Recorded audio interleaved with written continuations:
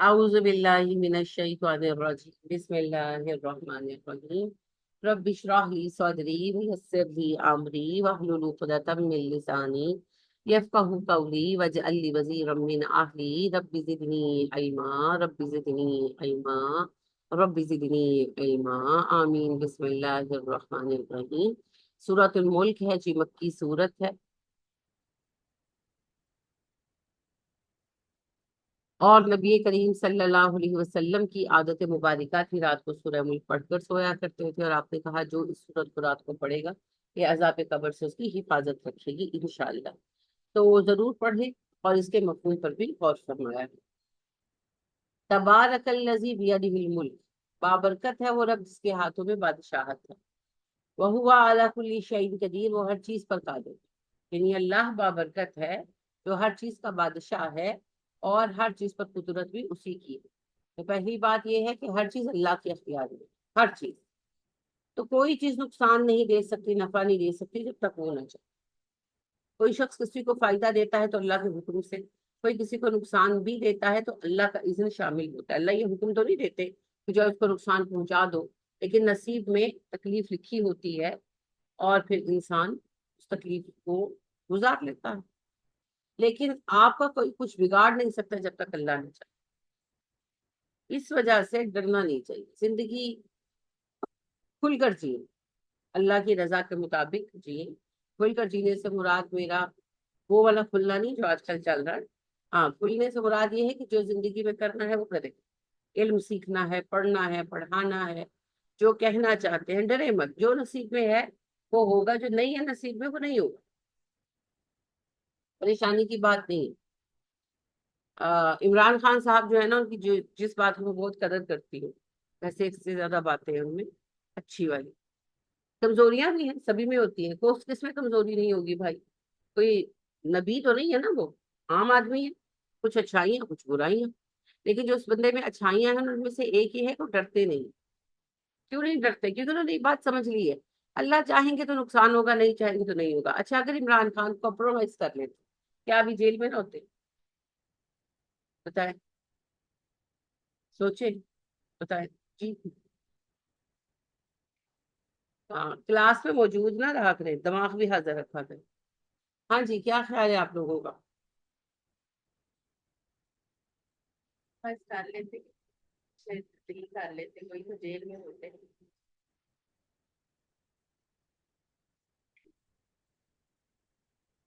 ہوتے سوچ لیں اپنے اپنا جواب، کیوں ہوتے؟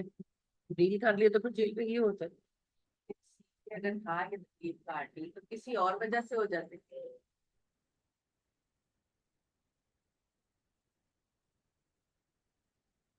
صحیح کہا آپ نے، ان کے لیے یہ زمانہ جیل میں لکھا تھا نا، یہ جیل میں ہی کٹنا تھا، وہ کمپرومائز کر لیتے، جو چاہے کر لیتے ایک بات پہ۔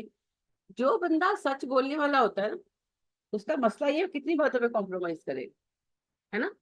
چلو ایک بات پہ کمپرومائز کرتے کسی دوسرے پہ الجھ پڑتے، لیکن فرض کرو ایک لمحے کے لیے وہ سب کچھ ہی کر گزرتے، ساری باتوں پہ کمپرومائز کرتے تھے، تب بھی جیل میں بیٹھے ہوتے۔ ہاں تب اللہ کی ناراضگی بھی ساتھ ہی ہوتی، بندے تو ناراض ہیں سنتے ہیں۔ اس کی مثال ہے آپ کے سامنے بلم باؤ، جس کی حدیث میں نے آپ کو سنائی، نبی صلی اللہ علیہ وسلم نے اس کا تذکرہ کیا، میں نے وہ حدیث آپ کو سنائی کہ بلم باؤ نے شیطان کو سجدہ تک کر دیا، لیکن مر گیا، پھانسی ہو گئی۔ تو لہٰذا جو نصیب میں مصیبت ہے، مصیبت اردو والی مصیبت یا عربی والی مصیبت، تکلیف پہنچنا، اصابہ کا مطلب ہوتا ہے پہنچنا، مصیبت کا لفظی مطلب ہوتا ہے وہ بات جو پہنچ گئی، تو جو پریشان کن بات ہم پر آ گئی وہ نصیب میں تھی، وہ آنی تھی۔ اب چاہے کچھ بھی ہو، وہ جو ٹائم ہے، ٹنیور ہے، وہ پھر گزر کر تو گئی۔ پھر اس کی سب سے بڑی مثال خود نبی صلی اللہ علیہ وسلم کی زندگی ہے۔ پھر میں آپ کو یہی بات تو سمجھاتی ہوں کہ اللہ کے آپ رسول ہیں، جبرائیل دن میں پتہ نہیں کتنے چکر آپ کے پاس لگاتے ہیں، مگر جب آپ زہر کھانے لگے تو جبرائیل نے نہیں روکا، جب منہ میں ڈال دیا تو جبرائیل نے آ کر کہا، کیونکہ آپ کی موت مقصود نہیں تھی نا، ابھی آپ نے جینا تھا، مگر آپ کا بیمار ہونا اللہ کو مقصود تھا، اس کو آپ کے درجات کی بلندی کے لیے، ہماری تعلیم کے لیے، اور بھی مقاصد ہوں گے، اس کی وہ رب ہے، اس کے مقاصد ہے، وہ حکیم ہے۔ لہٰذا جبرائیل اس وقت آئے جب آپ نوالا منہ میں چبا رہے تھے، انہوں نے کہا یہ نوالا تھوک دے، کھانے میں زہر، آپ نے نوالا تھوک دیا، اور وہ جو لابے دہن کے ساتھ تھوک کے ساتھ تھوڑا سا زہر اندر گیا، اس نے آپ کو بیمار کیا، اور پھر آپ کو اس بیماری سے شفا نہیں ہوئی، نہ علاج سے ہوئی نہ دعا سے۔ حالانکہ خود آپ صلی اللہ علیہ وسلم مقبول بارگاہ الہی ہیں، آپ کی دعا قبول ہوتی ہے، اس میں کون سی دو رائے ہے؟ کوئی دو رائے نہیں۔ آپ نے وہی تھوک جب ڈالا، حضرت علی کی آنکھوں میں ساری عمر کبھی لابے دہن کی تکلیف نہیں، اور کئی اور اس طرح کی باتیں آپ کو مل جائیں گی، مگر خود آپ صلی اللہ علیہ وسلم اپنے لیے دعا مانگ رہے تھے شفا کی، اور 3 سال خیبر 7 ہجری میں ہوا، اور خیبر کے یعنی کہ درمیان میں 7 ہجری کے درمیان میں، تو 8 9 10 اور 11 تقریباً 4 ہی بن جاتے ہیں سر، ربیع الاول میں آپ سے وفات پائی ہے، تو تقریباً پونے 4 سال بنتے ہیں۔ آپ صلی اللہ علیہ وسلم شدید بیمار رہے، بیماری کم ہو جاتی تھی، بڑھ جاتی تھی، کم ہو جاتی تھی، بڑھ جاتی تھی، شفا نہیں ہوئی۔ کیوں؟ کیونکہ جو اللہ نے لکھا ہے وہ ہو کر،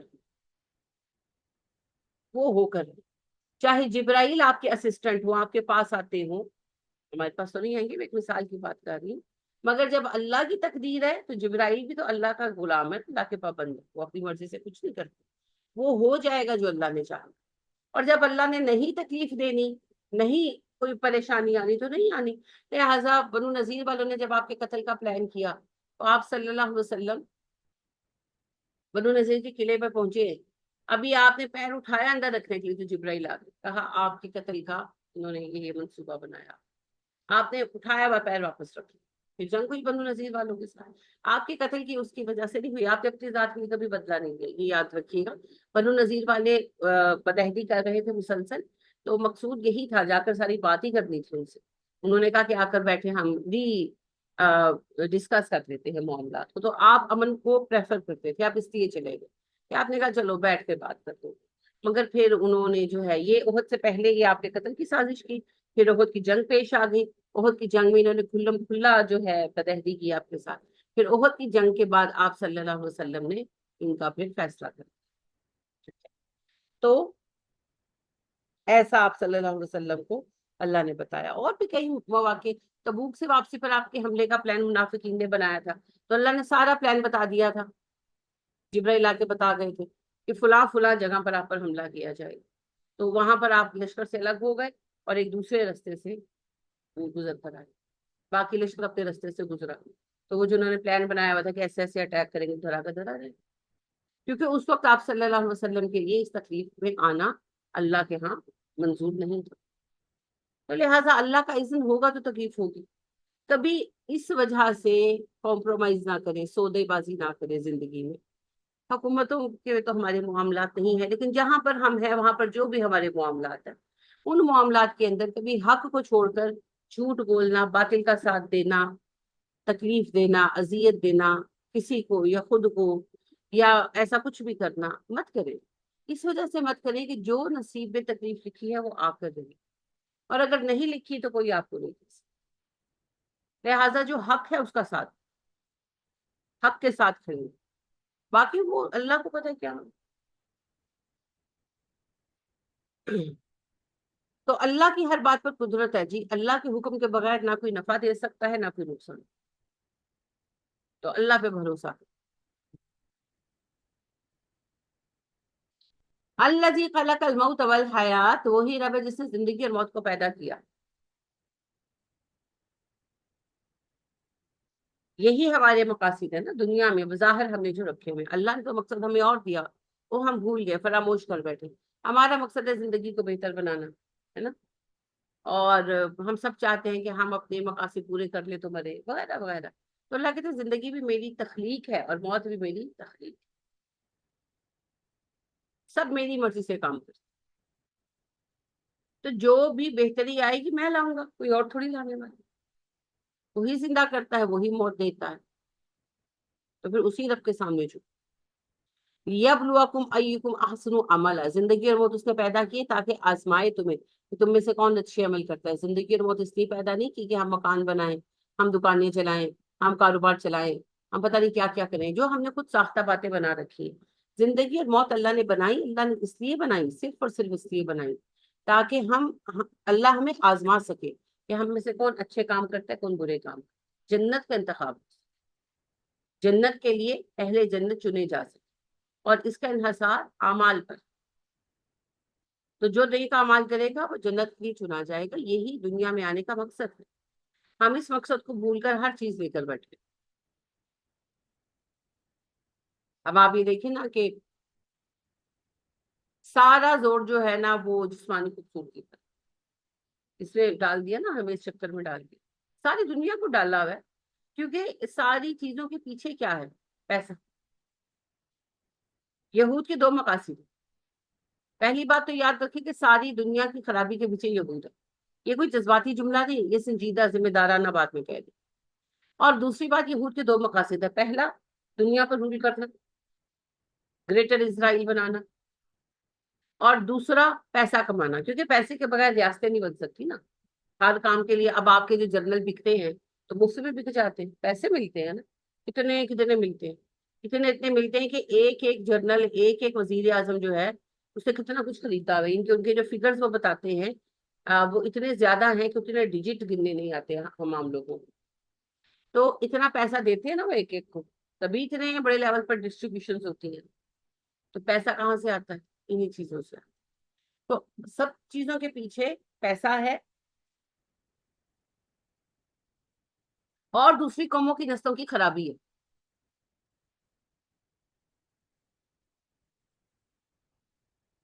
لہذا ہر قوم میں انہوں نے یہی باتیں ڈالی۔ آپ دیکھیں کہ جب پردے کے مسائل پیش آئے، سب سے پہلے پردے پر فیس ویل پر اعتراض کس نے کیا؟ فرانس نے۔ بھئی فرانس کو کیا لینا دینا؟ اچھا، سب سے زیادہ آزادی، ہیومن فریڈم وہیں پر ہے، جسے یہ یورپین ہیومن فریڈم کہتے ہیں نا، وہ وہیں پر ہے کہ جس کو چاہو گالیاں دے لو، جو چاہے بول لو، کوئی پابندی نہیں ہے کہ بھئی یہ رائٹ ہے انسان۔ اچھا، پہننے اوڑھنے میں بھی کوئی پابندی، جو چاہے پہنو۔ اچھا، وہ پہلا ملک ہے جس نے یہ لا پاس کیا کہ کوئی ننگا بھی پھر سکتا، کیونکہ اس کی مرضی سے نہیں کپڑے پہننے، اس کی مرضی۔ اچھا ٹھیک ہو گیا، مان لی۔ اب جو کپڑے پہن رہا ہے اس پہ اعتراض کیوں کر رہے ہیں؟ تمہاری ہی بات کے خلاف ہے نا۔ ملک کا آئین تم نے بنایا ہے کہ کوئی ننگا پھرنا چاہے پھرے،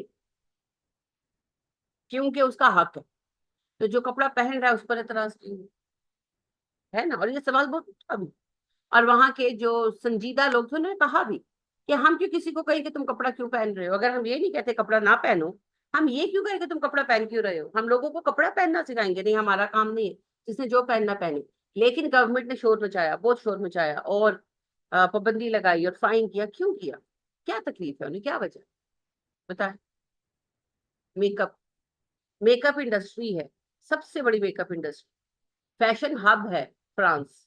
دنیا کا ہر اچھا برا فیشن وہیں سے شروع ہو کر آتا، دنیا کی سب سے زیادہ کاسمیٹکس وہیں سے بنتی ہے، حتیٰ کہ جو گھٹیا گھٹیا کاسمیٹکس یہاں بھی بن رہی ہے نا، اس کا اصل سامان را مٹیریل وہیں سے خریدتے ہیں لوگ اور اس سے بناتے۔ تو ان کا سب سے بڑا کاروبار میک اپ انڈسٹری ہے۔ اب جب ایک لڑکی بھیل کرنا شروع کر دے گی، اس کو کیا ضرورت ہے میک اپ کی؟ وہ تو نہیں خریدے گی ان کی مہنگی مہنگی کریمیں، وہ تو نہیں خریدے گی ان کی مہنگی مہنگی لپسٹک۔ تو اگر دنیا کا 5-10% بھی ایسا کرنے لگ جاتا ہے تو ان کا تو بڑا لاس ہو جاتا ہے نا۔ وہ اس کے خلاف، وہ تو کہیں گے ننگے پھرو تاکہ تمہیں پوری باڈی پہ کریم لگانی پڑے، پوری باڈی چٹی کرنی پڑے۔ سیریس کہہ رہی ہوں، مذاق نہیں کہہ رہی۔ پوری باڈی کی ویکسنگ کے لیے تمہیں طرح طرح کی چیزیں لینی پڑے، ان کے تو فائدے کی بات۔ تو یہ سارا کھیل جو ہے اس کے پیچھے پیسہ ہے، سارے کھیل کے پیچھے پیسہ۔ لیکن اس کے ذریعے انہوں نے دکھا دکھا کر، اشتہار چلا چلا کر ذہن بنا دیا ہے نا۔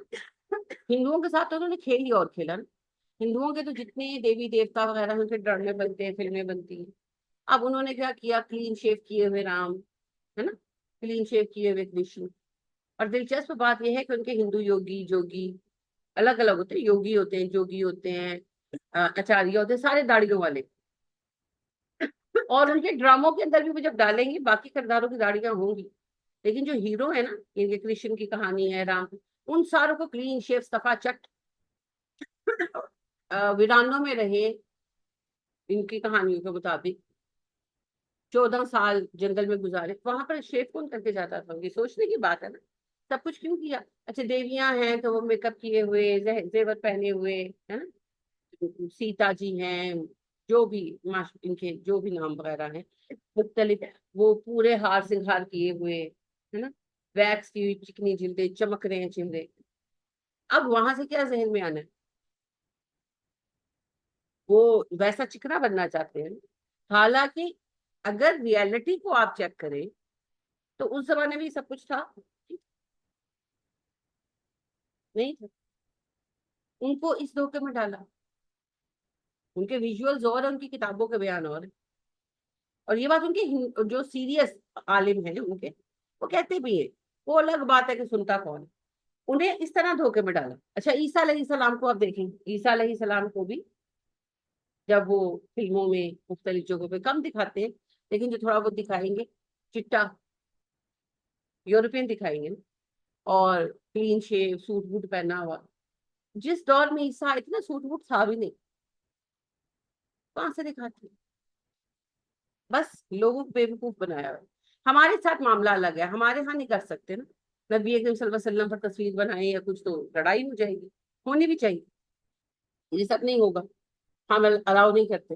तो फिर हमारे यहाँ उन्होंने और खेल खेला, इश्तेहारबाजी, है ना, इश्तेहारबाजी शुरू कर दी।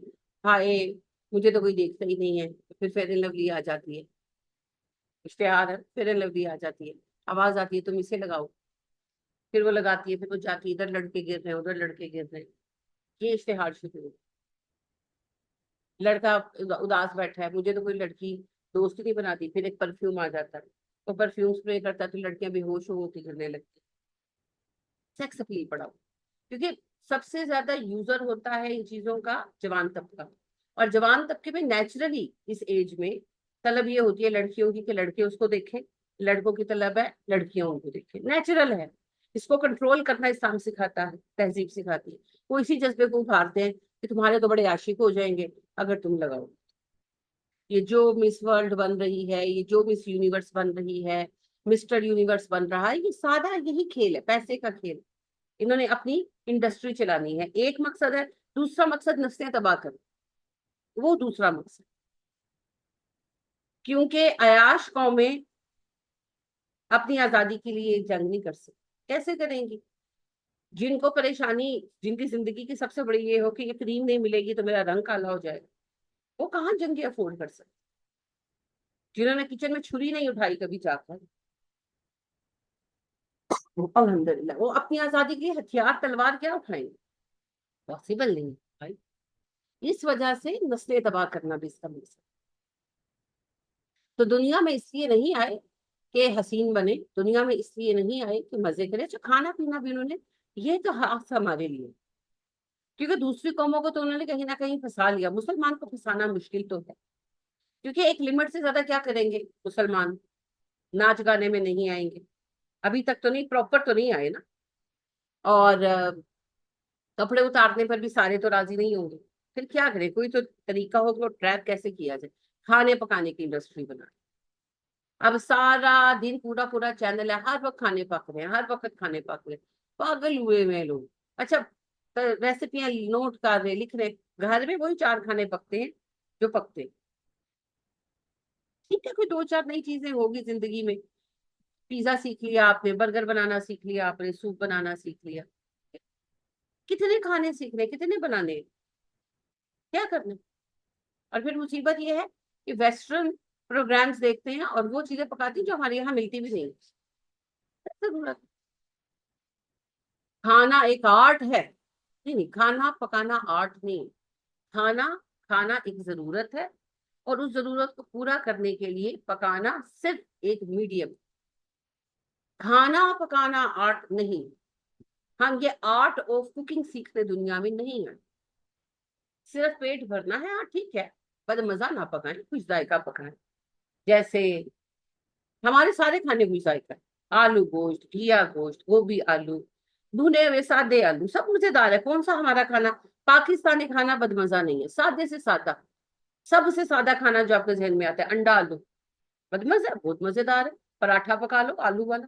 اچھا کچھ نہیں, سادہ پراٹھا پکاؤ, چائے کا کپ بناؤ, ساتھ کھا لو. بچپن کا ہمارا سب سے پسندیدہ, میرا تو یہی ناشتہ ہوتا تھا. میں بہت خوش ہوتی تھی جس دن پراٹھے کے ساتھ چائے ملتی تھی. تو سادے ہیں, فٹافٹ بن جانے. پورے ٹبر کے بنا لو, میں بناتی تھی نا. اور پورے ٹبر کو کھلا کر اب گھنٹے ڈیڑھ میں ویلے, بڑے ٹبر. تو اب تو چھوٹی فیملی. پھر ناشتے میں کچھ اور ہونا چاہیے, دوپہر میں کچھ اور ہونا چاہیے, چائے میں کچھ اور ہونا چاہیے, رات میں کچھ اور ہونا چاہیے. بھائی دنیا میں کھانے کے لیے آئے, میلہ ہے؟ نہیں ہے, نہیں ہے. وہ بھی پیسے ہوں تب بھی اتنا کرنے کی ضرورت نہیں ہے. کیونکہ پھر یہی کرتے رہ جائیں گے نا جیسے ہم لگے ہوئے. عورتوں کی زندگی کہاں گزر جاتی ہے کچن میں, کیوں گزر جاتی ہے؟ کیونکہ اس نے کیا کھانا ہے, اس نے کیا کھانا ہے, صبح کو کیا کھانا ہے. مجھے تو ہنسی آ جاتی ہے, ناشتے کی ٹیبل سے اٹھتے ہیں تو اچھا ہم دوپہر تک ہی پکائیے. دوپہر کا پکا کے کھلا کے فارغ ہو کے برتن سمٹ رہے ہوتے تھے, اب شام کی چائے کیا, اب ڈول ڈال لو بھائی. وہ ابھی فارغ ہوتے تو اب رات کو 7 سالن کے کیا بنائیں. تو دنیا میں یہی بس فکر لے کر آنے, اور کیا کھانا, اور کیا کھانا. غلط سوچ ہے, غلط سوچ ہے, غیر اسلامی طریقہ زندگی ہے. اور یہی ہمارے لوگوں سب کے موٹاپے کی وجہ بھی ہے. ایک تو یہ کوئی اصول نہیں ہے کہ 3 ٹائم کھایا جائے, ہم تو پھر 4-5 ٹائم کھاتے ہیں. یعنی کہ جو زیادہ آرگنائزڈ گھرانے ہیں وہ تو صبح 10-11 بجے بھی کچھ کھاتے ہیں. تو 5 ٹائم کا کھانا ہو گیا نا. صبح کا کھانا, پھر 10-11 بجے کچھ کھایا, پھر دوپہر کو روٹی کھائی, پھر شام کو 4 بجے چائے پی, پھر رات کو کھانا کھائے. 5 ٹائم کھاتے ہیں. 2 ٹائم کا کھانا انسان کی ضرورت ہے. یہی نیوٹریشنسٹ اب پیسے لے کے کہتے ہیں 2 ٹائم کھانا کھانا ہے, بیچ میں منچنگ نہیں کرنی, آپ کا ویٹ کم ہو جائے. تو وہی آپ کا 3 کیا. تو کھانا ضرورت ہے جی. یہ ساری چالیں کیوں چلی گئی, میں نے عرض کیا پیچھے یہودی لابی ہے. مقاصد 2 ہیں, ایک پیسہ اور دوسرا لوگوں کو بگاڑنا, خراب کرنا, عیش پرست بنانا. کیونکہ عیش پرست بنا لو نا, پھر جیسے چاہو ان کو چلاؤ, وہ پھر کچھ کرنے کے لائق نہیں رہتے. کیونکہ ان کی عیش پسندیوں نے کسی قابل ہی نہیں چھوڑ. عربوں کو بھی اسی طرح انہوں نے تباہ کیا, ہمارے پیچھے بھی پڑے ہوئے. ہمارے ساتھ بس ایک مسئلہ ہے, وہی فی الحال ہمارے بچاؤ کا سبب بھی بنا. پیسہ نہیں ہمارے پاس, اس لیے ہمارے سوائے ایلیٹ کلاس کے کوئی عیاش ہو نہیں سکتا. تو یہ پرابلم ہے بیسیکلی کہ ہماری انکم بہت کم ہے, ایوریج انکم. لیکن آن دا ادر ہینڈ یہی چیز ہماری بچاؤ میں بنی ہوئی ہے. نہ پیسہ ہے, نہ لٹا سکتے, نہ مہنگی کریمی افورڈ کر سکتے ہیں, نہ رنگ برنگے مہنگے کھانے افورڈ کر سکتے ہیں, نہ ہی کسی اور طرح کی عیاشی افورڈ. اس وجہ سے ابھی ہم بچے ہوئے ہیں کافی حد. تو دنیا میں اللہ نے اس لیے بھیجا کہ اچھے کام کرو, اس لیے نہیں بھیجا کہ رگڑ رگڑ کر حسین ہوتے جاؤ اور بس ملکہ حسن بن جاؤ. وہ جنت میں آٹومیٹکلی بن جاتی. جنت کی عورت نبی صلی اللہ علیہ وسلم فرماتے ہیں اتنی حسین ہوگی کہ اگر وہ اپنا ہاتھ باہر نکالے تو سورج کی چمک ماند پڑ جائے, اتنی حسین ہوگی جنت. تو لہٰذا جنت میں حسن خود بخود مل جائے.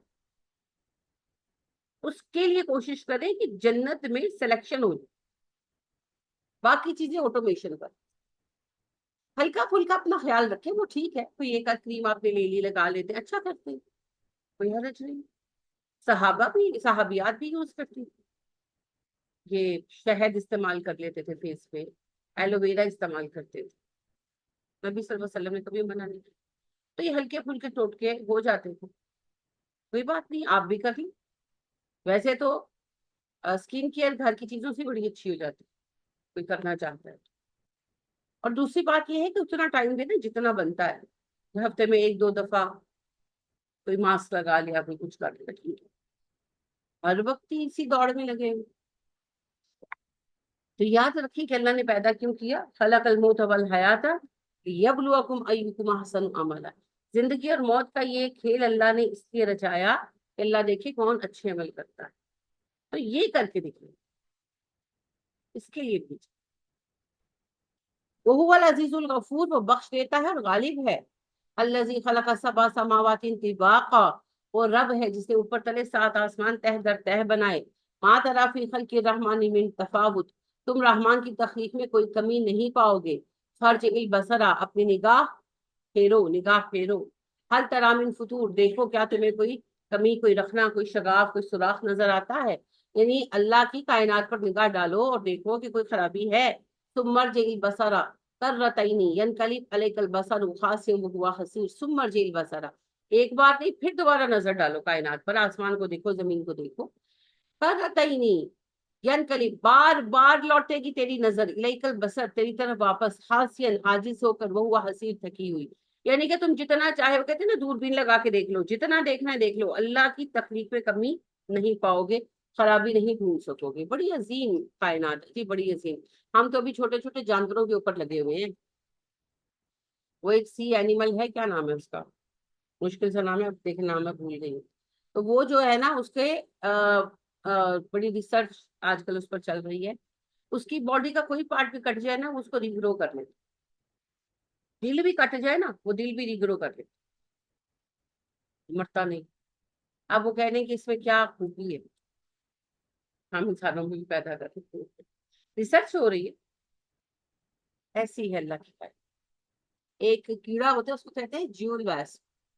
ویسپ کیڑوں کو کہتے ہیں، WASP، ویسپ کیڑوں کو کہتے ہیں، مکھیوں وغیرہ.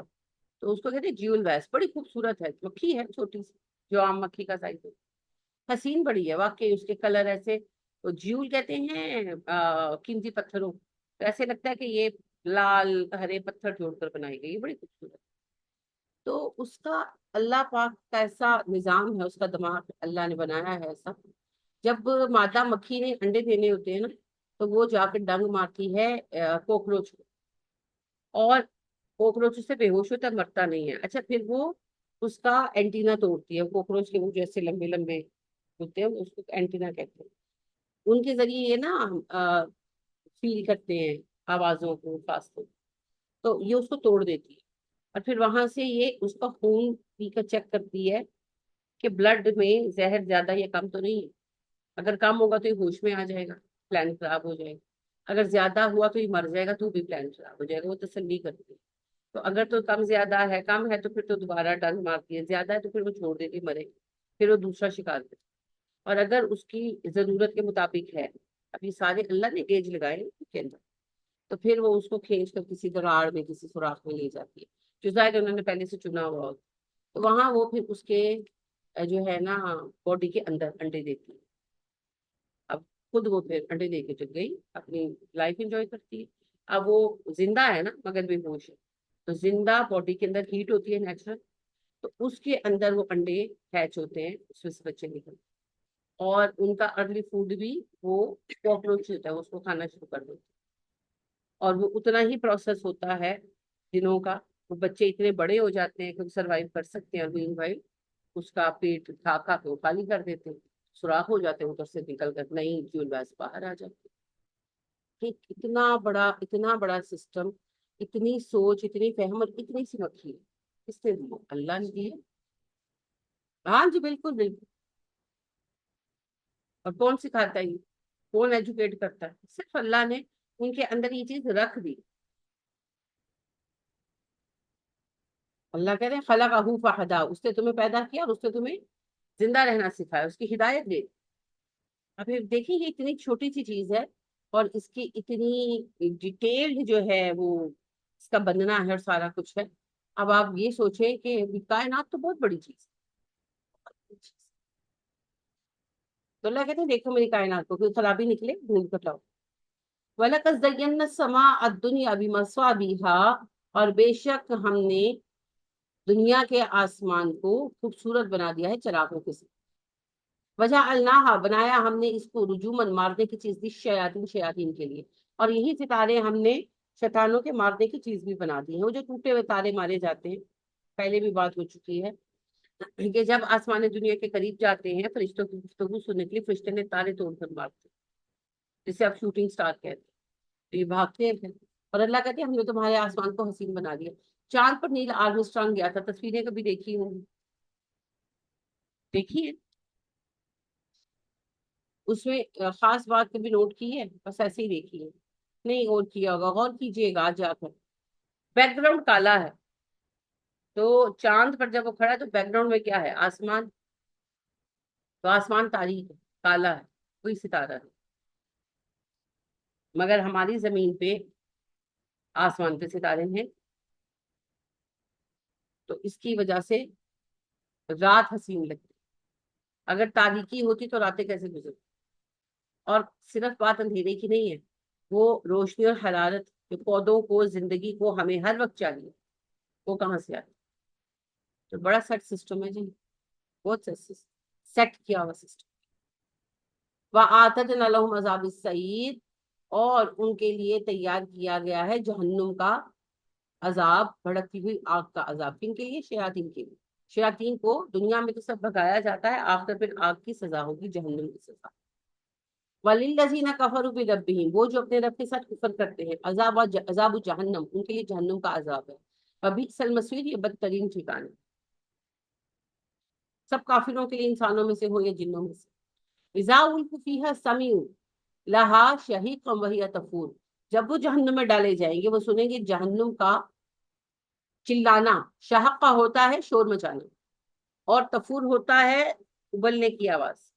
تو جہنم کا چیخنا، چلانا، شور مچانا اور جوش کھانا ہے. جہنم کو جوش کھا رہی ہوگی. نبی اکرم صلی اللہ علیہ وسلم فرماتے کہ جہنم کی جو جوش کھانے کی آواز ہے پورے حشر کے میدان میں سنائی دی. دوسری بات اس کا شور بچانا، اللہ اس کو زبان دیں گے، بات کرے گی.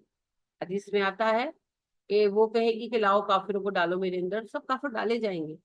اللہ پوچھیں گے جہنم تو بھر گئی؟ جہنم کہے گی اللہ جی اور ڈالے، حل میں مزید اور ڈالے اور ڈالے. تو پھر فائنلی اللہ پاک اپنا پیر رکھیں گے جہنم پر، اور جہنم سے کہیں گے اب تو بھر گئی. تو جہنم کہے گی اللہ جی اب میں بھر. تو باقاعدہ کلام کرے گی. مخلوق ہے نا، اللہ کے لیے تو مخلوق. تو قیامت کے دن وہ غضبناک ہوگی کافروں کے لیے، اور وہ شور بچا رہی ہوگی، کافروں کو ڈپٹ رہی ہوگی. اب یہ تو ایمان بالغیب ہے، اس کی اصل کیفیت تو قیامت کے دن ہی ملے گی. اللہم انی اعوذ بک من عذاب النار. تکادو قریب ہے، تمیز پھٹ جائے، من الغیظ غصے کے مارے. ایسے لگے گا کہ غصے سے پھٹ جائے گی. غصہ کس پر ہوگا؟ کفار پر. کلما القی فیہا، جب کوئی ڈالا جائے گا اس میں، فوجن گروہ، سألہم پوچھیں گے اس سے، خزنتہا چوکیدار، پہرے دار، نگران جہنم کے، الم یاتکم نذیر، کیا تمہارے پاس رسول آئے نہیں تھے آگاہ کرنے؟ نذیر کا مطلب ہے وارننگ دینے والا. جب بھی کوئی نیا گروہ لایا جائے گا جہنمی، تو فرشتے اس سے پوچھیں گے گروہ سے کہ کیا تمہارے پاس رسول نہیں آئے تھے؟ انہوں نے بتایا نہیں تھا کہ جہنم کی سزا ملے گی کفر کرو گے تو؟ قالو، وہ کہیں گے بلا، کیوں نہیں، رسول تو آئے تھے. قد جاءنا نذیر، ہمارے پاس آئے تھے آگاہ کرنے والے، نذیر یعنی کہ رسول.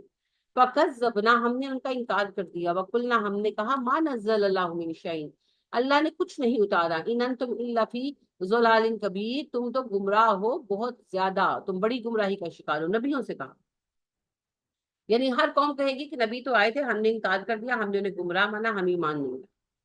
وقالو، حسرت سے کہیں گے، لو کننا، ہائے کاش ہم، نسمع سن لیتے، او ناقلو عقل سے استعمال، عقل سے سمجھتے، کام لیتے، عقل کا استعمال کرتے، ما کننا فی اصحاب السعیر، ہم آج جہنمی نہ ہو.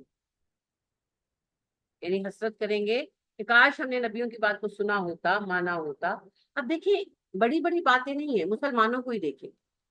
ایک مرا ہوا بندہ کیا دے سکتا ہے؟ یہ تو عقل کی بات ہے. قبر پر جا کر یہ دعائیں مانگتے ہیں. قبر کے اندر تو باڈی ختم ہو جاتی ہے نا، کہ رہ جاتی ہے، ختم ہو جاتی ہے. تو قبر کے اندر کوئی کیا دے گا؟ کہاں سے دے گا؟ کسی زندہ بندے کے پاس جا کر جب بھی اس کو کہتے ہیں کہ جی ہمیں بیٹا دے دو، ہمارے حالات خراب ہے دے دو، بابا جی اینا کچھ کر سکتے دے، بابا جی تہاڈے سامنے بیٹھے ہوں گے. کامن سینس کی بات ہے. خود ظاہری بات ہے، جو جس طرح ایک نارمل انسان کی زندگی ہے، بیمار بھی ہو رہے ہیں، اور کسی کی اولاد نہیں ہے، کسی کا کچھ مسئلہ ہے. ابھی میں دیکھ رہی تھی، وہ ملتان کے ایک پیر ہیں بڑے مشہور، تو ان کا بیٹا اٹھایا ہوا تھا، تو لوگ اس کے بیٹے کے بھی ہاتھ پیر ساتھ چوم رہے تھے. اب بچہ اپاہج، وہ بائی برتھ کے اپاہج تھا، یعنی کہ وہ نظر ہی آ رہا تھا، وہ ٹانگیں اس بیچارے کی سوکھی ہوئی تھی. تو ویسے بھی وہ مینٹلی ریٹارڈ، بچہ تھا بھی 7-8 سال کا ہی، اور وہ مینٹلی ریٹارڈ تھی. تو وہ جیسے نیند دیوانوں والی، وہ بےچارا وہ تو بچہ ہے، معصوم ہے. لیکن بات یہ جاہی تو لوگ ہیں. پیر صاحب کو تو ٹھیک ہے، پیر صاحب نے تو میں سمجھ گئی کہ کہانی سنائی ہوگی کہ یہ تو اور اللہ کے قریب ہے. ہم، لیکن اب بات یہ تم تو سوچو کہ جو پیر اپنے بچے کی صحت نہیں سنبھال سکا وہ تمہیں کیا دے گا. تو وہ بچہ جیسے مینٹلی ریٹارڈیڈ بچوں کے اکثر سر تھوڑے سے بڑے ہوتے ہیں، اس طرح کے غیر معمولی ہوتی ہیں. تو وہ اسی طرح تو وہ آئے تو وہ کھیل رہا تھا، اس کے پاس کوئی ایک دو چیزیں تھیں، ان سے کھیل رہا تھا. وہ تو معصوم ذات ہے، معصوم بچہ ہے. ذمہ دار تو اس کے باپ تو ہے ہی ذمہ دار، اور لوگ خود ذمہ دار ہیں. تو لوگ آئیں اور آگے اپنے بچے کا رہے ہیں برکت کے لیے، اندازہ کریں. تو وہ ساتھ ایک بندہ اس سے اٹیچ کیا ہوا تھا. تو وہ بندہ جو ہے نا وہ اس کو کہے یہ نہیں کہ، تو وہ پھر جو ہے نا ایسے کر کے ہاتھ لگایا وزار ہو کے نا، بچہ ہے بےچارا اوپر سے مینٹلی ریٹارڈ. تو وہ ایسے کر کے ہاتھ لگائے اور پھر کھیلنے لگ جائے. پھر کوئی اور اپنا بچہ لے آتا ہے. بس ظالم ہو، تمہاری عقل کام نہیں کرتی، وہ خود مینٹلی ریٹارڈ ہے. اس کے ہاتھ لگانے سے تمہارا بچے کو کہاں سے برکت آنی ہے. ہاں، اور اس کا باپ وہ ظالم اپنے بچے کو صحیح نہیں کر سکا، تمہارا بچہ کیا صحیح کرے گا. کس بات کی برکت دلا رہے ہو.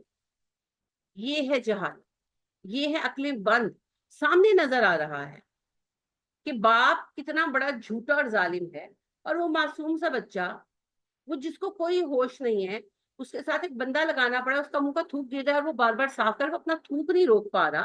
وہ تمہارے بچے کو شفا دے گا کہاں سے دے گا. وہ بیچارہ تو خود پاگل ہے، انسین. اتنا مجھے افسوس ہوتا ہے، اتنا افسوس ہوتا ہے کہ کیا کیا جائے. یہ ہے لو کننا نسمع و نعقل، کاش ہم سنتے، کاش ہم عقل کا استعمال. الیاس ستار قادری صاحب کہتے ہیں جو اذان سنے اور اس پر واشہد ان محمدن عبدہ رسولہ پر اپنی انگلیاں چون کے آنکھوں کو لگائے، اس کی نظر کمزور نہیں ہوگی. اوکے سر، بحث نہیں کرتے. آپ یہاں کیوں لگائیے، آپ تو ساری عمر کرتے رہے. اور آپ کے پوتے کو، اتنا چھوٹا سا بچہ ہے، کیونکہ بیٹے کو تو انہوں نے پہلے امیر بنایا تھا پھر ہٹا دیا. ہاں، اس کے ان کے درمیان اختلافات ہو گئے. تو چھوٹا سا بچہ ہے، 10-12 سال کے ان کا پوتا ہے، اس کو امیر اہل سنت اب اناؤنس کر دیا گیا. تو معصوم سا بچہ، جو تو بچہ ہے، ابھی تو بچہ ہے، آگے دیکھیں اللہ اس پہ رحم کرے. تو وہ جو بچہ ہے اس کو اتنی موٹی اینک لگی ہوئی، تو پھر آپ کے بچے کی نظر کیوں کمزور ہو. لوگ بھی نہ سوچتے نہیں ہوں. اور کتنے ہی ان کے بڑے بڑے جو آتے ہیں مدنی چینل کے ان کے مرید جو مختلف پروگرامز کرتے ہیں، بڑوں کو اینک لگی ہوئی کیوں کرتے ہیں. سوچتے نہیں ہیں، سوچتے نہیں ہیں. اور جب مسلمان جو سب سے زیادہ عقل والے دین پر ہے، ریشنل دین پر ہے، ان کا یہ حال ہے، تو ہندوؤں کا یا عیسائیوں کا کیا کہنا. ہندو جو ہیں ان کے لیے بھی کوشچن یہی ہے کہ بھئی آپ جن کو پکارتے ہیں، میری یہ بحث ہی نہیں ہے کہ رام تھے کہ نہیں تھے، کرشن تھے کہ نہیں تھے. مان لی، ایڈمٹ کر لیا، آپ ہی کی کتابوں کے مطابق مر گئے، رام بھی مرے، کرشن بھی مر گئے، مر گئے نا، بات ختم. ٹھیک ہے آپ ان کی تعلیمات کو لے کر چلے اور رام کرشن کی تعلیمات میں لا کر دکھائے بت پوجنے. ان کی تو اپنی کتابوں میں بت بنانا ہرا. تو پھر رام کی ایک سینٹینس لا دے، کرشن کا ایک سینٹینس لا دے جس میں بتوں کی پرستش کا کوئی اقرار ہو، کوئی اسبات ہو. ان کی کتابیں یہ تعلیم نہیں دیتی جو انہوں نے دین بنایا ہوا. جیسے ہمارے لوگ جو کچھ کرتے ہیں، جو مزار پاکستان میں قدم قدم پر جو مزار بسے ہوئے، کیا قرآن نے بسا ہے؟ قرآن نے تعلیم دی ہے. یہ جو مہندیاں نکلتی ہیں، یہ جو سہرے نکلتے ہیں، یہ جو دھمالے پڑتے ہیں، یہ قرآن سکھاتا ہے، یہ حدیث سکھاتی ہے. انہوں نے بھی ایسے کیا. جو بچی کچی تعلیمات ان کے پاس ہیں، اگر یہ ان پر بھی چلے نا تو یہ بہت چینج پائیں گے آپ. تو جو مسئلہ ہم نے پیدا کیا ہوا وہی انہوں نے بھی. بہت زیادہ فرق ہے. ایکچولی یہ کوئی پروف بات نہیں کہ رام اور کرشن تھے کہ نہیں تھے، لیکن میں تو یہ کہہ رہی ہوں کہ 1 منٹ کے لیے مان بھی لینا تو رام اور کرشن پیدا ہوئے، مر گئے، ان کی کتابوں کے بیان کے مطابق. اب ان کی تعلیمات پر چلو، یہ والے جو کچھ کر رہے ہو مت کرو. لیکن کوئی نہیں سنتا. میں نے پہلے ہی کہا ہمارے پاس قرآن اور حدیث ہے، ہم نہیں سنتے تو کوئی اور کیا سنے گا. ہم نہیں سنتے. قرآن کی آیت کو ہم سن کر کہتے ہیں ہاں آیت ہے پر ساڈے ہاں نہیں ہوں. تو ان بیچاروں کے پاس وہ تو ایسے ہی قابل رحم ہے. اور آج کے وقت میں ہم کسی کو کیا اسلام کی دعوت دینے کے لائق ہیں؟ ایک ہندو کو کہو گے نا تم وہاں کیوں جاتے ہو، بدھ کو کیوں پوچھتے ہو، کہے گا تاڈے خبراں سے کیوں جاندے ہو؟ اچھا ساڈے بابے مر گئے تاڈے جیوندے نے؟ پہلے تو اسے یہ سمجھانا پڑے گا کہ بھائی وہ بھی اتنے ہی مشرک ہیں جتنے تم ہو. ہم تو عجیب مصیبت میں پھنسے ہوئے. ہم تو بہت زیادہ کرٹیکل سچویشن میں کھڑے. اور اس وقت میں بھی ڈرامے کیا چل رہے ہیں، بابری مسجد ہم پھر بنائیں گے، ہم فلاں. بھائی ایک مسجد کے ہونے نہ ہونے سے کوئی فرق نہیں پڑتا. دین کا نظام قائم کرو. یہ تکلیف دہ بات ہے کہ دین کا نظام قائم نہیں ہے. اتنے اسلامی ممالک ہونے کے باوجود ایک ملک نہیں ہے جہاں اسلام کا پریکٹیکل سسٹم قائم ہو. یہ ہے پریشانی کی بات. مساجد تو بنتی ٹوٹتی رہتی ہیں وقت کے ساتھ، یہ غم کی بات نہیں ہے. اوہو ہمیں انہوں نے کہاں سے کہاں پہنچا دیا. آج ہر دوسرے بندے نے مسجد بنائی ہوئی. آپ مجھے یہ بتائیں صحابہ کرام رضی اللہ تعالیٰ عنہم علیہ مجمعین نے کتنی مساجد تیار کی؟ بتائیں مجھے نام.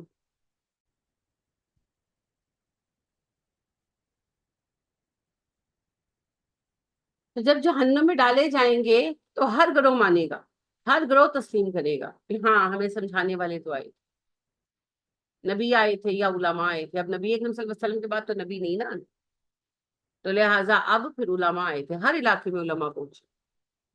اور ہم نے اسلام نہیں قبول کیا، ہدایت کو قبول نہیں کیا، اس میں ہمارا بھی وہ گروہ ہوگا جو خود کو مسلمان کہلاتے ہیں پر شرک کرتے. شرک معاف نہیں ہوگی. ہاں شرک نہیں معاف ہونا. باقی جو موحد ہے وہ فائنلی جنت میں جائے. اور حدیث ہے نا ابو ذر والی کہ نبی اکرم صلی اللہ علیہ وسلم نے کہا جس نے اسلام قبول کیا، ایمان لایا اور پھر کبھی شرک نہیں کیا وہ جنت میں جائے گا. تو انہوں نے کہا اگرچہ وہ شرابی ہو، آپ نے کہا ہاں. وہ کہنے لگے اگرچہ وہ زانی ہو، آپ نے کہا ہاں. اور پھر آپ نے کہا اگرچہ ابو ذر کی ناک خواہ آلود ہو، یہ کہ تم ناک سے لکیریں بھی نکالو تو موحد فائنلی جنت میں جائے گا. سزا کاٹنے کے بعد پھر موحدین کو نکالا جائے گا. تو موحد پھر جنت میں ضرور جائیں گے انشاءاللہ، لیکن مشرک نہیں جائے گا. اب چاہے آئی ڈی کارڈ پہ کچھ بھی لکھتے ہو، شرک کرتے ہیں تو مشرک مشرک ہی. اللہ کو ناموں سے کچھ لینا دینا نہیں ہے. عربوں میں آدھوں سے زیادہ لوگوں کے نام عبداللہ تھے. تو یہ کوئی کرائٹیریا نہیں. شرک شرک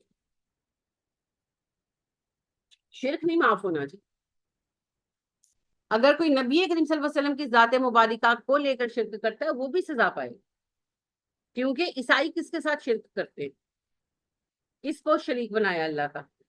عیسیٰ کو بنایا نا، عیسیٰ اللہ کے نبی ہے نا، تو کیا اللہ اس وجہ سے معاف کر دیں گے؟ نہیں کریں گے نا. تو ہمارے جو لوگ اللہ کے نبی صلی اللہ علیہ وسلم کو بھی شریک بنا لیتے ہیں ان پر تو کوئی ذمہ نہیں ہے نبی صلی اللہ علیہ وسلم پر، مگر شریک بنانے والوں کو نہیں اللہ چھوڑے. شرک اللہ کو گوارا نہیں، شرک گوارا نہیں. لہٰذا ایک دفعہ آپ صلی اللہ علیہ وسلم بیٹھے تھے تو ایک صحابی آئے تو آپ نے کہا کہ آپ فلاں کام کے لیے جا رہے ہیں. تو کہنے لگے جی جی میں بالکل جا رہا ہوں، میرا ارادہ ہے کام کرنے کا، ماشاء اللہ ولو شیت، باقی جو اللہ چاہے اور آپ چاہیں. ماشاء اللہ نہیں سنی، انشاءاللہ، انشاءاللہ ولو شیت، جو باقی اللہ چاہے اور آپ چاہیں. آپ نے کہا سبحان اللہ، تم نے مجھے اللہ کے برابر کر دیا، صرف انشاءاللہ کہا کرو. بالکل الاؤ نہیں.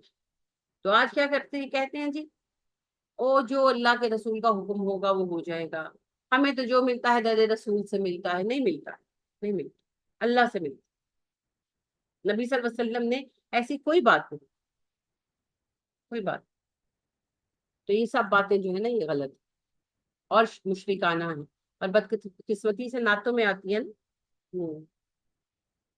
رب ہے موتی، آپ ہے قاسم، دیتا وہ ہے کھلاتے یہ ہیں. نہیں، اللہ نے نہیں کہا، نبی صلی اللہ علیہ وسلم نے کبھی بھی نہیں.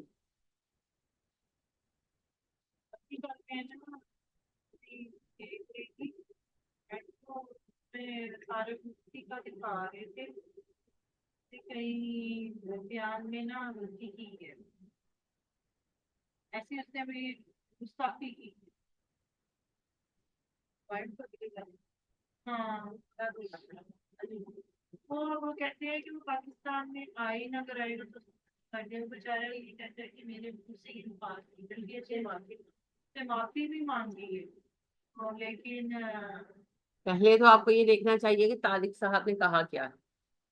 ایک بات ہمیشہ یاد رکھیں، علماء کا تذکرہ عزت سے کیا کریں، کیونکہ عالم کا مقام بہت بڑا ہے. اور مفتی مسعود صاحب اگرچہ ویسے وہ دیوبندی ہیں لیکن اچھے آدمی ہیں، یعنی کہ علمی اعتبار سے کافی حد تک سچ بولنے کی کوشش کرتے ہیں، کافی حد تک. تو میں قدر کرتی ہوں ان کی، کیونکہ اپنے سیکٹ کی بھی انہوں نے بڑی دفعہ مخالفت مول لی سچ بولنے کے چکر میں. تو اللہ ان کے لیے آسانی کرے. لہٰذا پہلی بات تو یہ ہے کہ علماء کا تذکرہ جو ہے ہمیشہ عزت کے ساتھ کریں. دوسری بات یہ ہے، یہ بندے کی نہیں، یہ علم کی قدر، ٹھیک ہے. دوسری بات یہ ہے کہ جب بھی آپ کسی کے متعلق سنیں، لوگوں کی باتوں پہ نہ جائیں، پہلے وہ اسپیچ نکالیں کہ اس بندے نے کہا کیا ہے، پھر ڈیسائیڈ ہوگا نا. تو ہی نے رسالت ہے کہ ان کو تو عادت ہے، انہوں نے تو بےچارا سری لنکن جو غیر مسلم تھا اسے مار دیا تھا، تو ہی نے رسالت ڈال کر. بیان کرتے ہوئے نا میرے بات یہ ہے کہ انہوں نے بیان کیا کیا ہے، پہلے وہ سنے نا. وہ تو مفتی صاحب جو ہے نا وہ بڑے دھیمے آدمی ہیں. یہ ہوتا نا محمد علی انجینئر، تو وہ صحیح ان سے ٹکر کرتے. میں مذاق نہیں کر رہی، میں سنجیدگی سے کہہ رہی ہوں. میں خود مرد ہوتی نا تو میں محمد علی انجینئر جیسی ہوتی. بڑے ہاں، مجھے کوئی کاٹھی ڈال کے دکھائے نا. جواب دیتے ہیں. ہاں، یہ بات جو طارق مسعود صاحب نے کہی ہے اور جس پر بیچارے معافیا مانگ رہے ہیں، یہی بات اگر انجینئر صاحب نے کہی ہوتی نا تو انجینئر صاحب کو پہلے تو یہ منوا کر دکھاتے نا کہ گستاخی ہے، کیونکہ گستاخی ہے نہیں، کوئی گستاخی. ان کے کوڈ میں گستاخی ہے کیونکہ انہوں نے ٹول بنایا ہوا، انہوں نے ڈرامے بنائے ہوئے. تو سب سے پہلے آپ کو وہ بیان سننا چاہیے جس میں یہ بات ہوئی ہے، جس کے بارے میں کہا جا رہا ہے کہ توہین ہوئی ہے. پہلے اگلے کے الفاظ سنیں. پریشر بہت بڑی چیز ہوتی ہے جی، پریشر ہر بندہ نہیں لے سکتا. پھر ہر بندے کا اپنا ذہن ہوتا ہے. جیسے مفتی مسعود صاحب یہ سوچتے ہیں غالباً کہ بھائی اگر میرے معافی مانگنے سے معاملہ سمٹتا ہے تو میں سمیٹ لیتا. لیکن بات صرف معافی مانگنے کی نہیں ہے نا، بات غلط کو صحیح کرنے کی. کیا انہوں نے غلط کہا تھا؟ پھر تو اور بات ہے. اگر غلط نہیں کہا تھا تو مت مانے غلط. زندگی موت اللہ کے ہاتھ میں. پاکستان ان کے ابا جی کا ہے. یہ ایک ہندو کو بھی پاکستان سے نہیں نکال سکتے، مسلمان تو دور کی بات. اپنے عقیدے اپنے پاس لے کر بیٹھے. یہ تو گنڈا گردی ہے. پاکستان کا آئین حق دیتا ہے ہر بندے کو بات کرنے. یہ کسی کے لیے یہ فتوا نہیں لگا سکتے کہ وہ آئے گا تو اسی مار دیں گے. کیوں؟ قاتلوں کا ٹولہ ہے یہ، ہمیں تو پتہ ہے. تو یہ جو ہے نا، یہ گنڈا گردی ہے جی، یہ گنڈا گردی ہے، گنڈا گردی ہے، قطعی گنڈا گردی. تکلیف ہے، عدالت میں جاؤ. پاکستان بنانا ریپبلک نہیں ہے، ملک ہے. تکلیف ہے آپ کو، عدالت میں جائیں. توہین رسالت کی بنوا چکے نا، لو بنوا چکے نا 95C، کیس درج کریں. عدالت فیصلہ کرے گی توہین رسالت ہوئی ہے. تم کون ہو؟ قاتلوں کا کرو، گنڈے ہیں گنڈے. اور میں آپ کو یہ بات بارہا کہہ چکی ہوں کہ توہین رسالت ان کا ٹول ہے جس کے ذریعے یہ اپنے مخالفوں کو ختم کریں گے. تو بغیر کسی کی بات سنے کسی کے بارے میں رائے نہ قائم کیا ہے. میڈیا کا کیا ہے، انہیں تو اپنی لائکس چاہیے. جو ہاٹ ٹاپک ہوگا اس کو لے کر بھاگ پڑیں گے، چاہے وہ کسی کی بچی کے ریپ ہی کا کیوں نہ ہو. ان ظالموں کو کیا فرق پڑتا. تو مفتی طارق مسعود صاحب نے کوئی غلط بات نہیں کی. انہوں نے جو کہا وہ بالکل سچ تھا. یہ ان کی یا تو کمزوری ہے، گھبرا گئے ہیں، یا شرافت ہے. اب یہ اللہ بہتر جانتا ہے دلوں کے حال کے، وہ معافیا مانگ رہے ہیں. اگر میں ہوتی میں کبھی نہ مانگتی، کیونکہ بات صحیح ہے. ان سے یہی بات پوچھی گئی تھی کہ کیا گستاخ رسول کو قتل کیا جائے گا، تو انہوں نے کہا نبی صلی اللہ علیہ وسلم تو معاف کر دیتے. کئی لوگوں نے گستاخی کی، پھر آ کر معافی مانگی، آپ معاف کر دیتے تھے. اس بات کو لے کر انہوں نے تماشا لگایا. لیکن یہ سچ ہے کہ نبی کریم صلی اللہ علیہ وسلم نے اپنی زندگی میں اپنی ذات کے لیے کبھی کسی سے کوئی بدلہ نہیں، کبھی نہیں. توہین رسالت اسلام کے اندر کوئی قانون ہے ہی نہیں، یہ تو انہوں نے بنوایا ہے. اب لہٰذا آپ کو عربوں کے ہاں نہیں ملے گا، یہ پاکستان میں، کیونکہ انہوں نے اپنے لیے ٹول بنوایا. یہ اس کے ذریعے آپ کے اوپر کاٹھی ڈالیں گے. آپ کو ہسٹری نہیں پتا مذاہب کون سا ٹول تھا جس کی وجہ سے چرچ کے جو پادری تھے انہوں نے کاٹھی ڈالی ہوئی تھی بادشاہوں تک پہ. بلیسفمی، توہین رسالت، عیسیٰ کی توہین، بلیسفمی. کوئی بات تو کرے ہمارے عقیدے کے خلاف. جس کو پھنسانا ہے، بڑے سے بڑا بادشاہ ہے، نائٹ ہے، اس کو پھنسانا ہے، بلیسفمی میں پھنسا دو. مارا جائے گا بےچارا ظلم کے ساتھ، کچھ نہیں کر سکے. اور انہوں نے بے شمار لوگ مارے بلیسفمی کے مقدمے. 5 لاکھ کے قریب عورتیں مرد قتل کیے بلیسفمی میں. اور یہی ٹرم آج ہمارے یہاں لا آرڈیننس میں یوز ہوتی ہے، بلیسفمی. ہماری تو ٹرم ہی نہیں ہے. 1400 سال سے ہمارے ہاں یہ قانون نہیں تھا، 1435 سال تک نہیں رہا. یہ ابھی پچھلے 4-5 سالوں میں بحث شروع ہوئی ہے اور اب انہوں نے 2 سال پہلے اس کو پاس کرایا. اور جہاں دیکھ لیں اس کا استعمال یہ نیگیٹو کا ہے، جہاں دیکھ سے نہیں ہو. یہ تو کمزوری ہے ان کی یا شرافت ہے، اللہ بہتر جانے. کوئی غلط بات نہیں کی انہوں نے.